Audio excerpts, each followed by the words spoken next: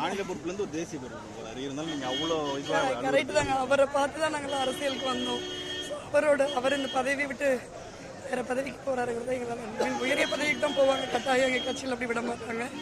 இருந்தாலும் எங்களால் ஒரு மாநில தலைவராகவே பார்த்துட்டு அந்த பதவியில் பயனரணும் சிறப்பாக தான் பண்ணுவாங்க. எங்கள் கூட அவர் தமிழ்நாட்டில் இருக்கணும். அதுதான் 2 பேரும் சேர்ந்து எங்களை வழி நடத்தணும்னு நாங்கள் ஆசைப்படுறோம். தமிழ்நாட்டில் தான் இருக்கணும் எங்கள் அண்ணா. அவ்வளோதான். செய்திகளை உடனுக்குடன் தெரிந்து கொள்ள உடனே சப்ஸ்கிரைப் பண்ணுங்க.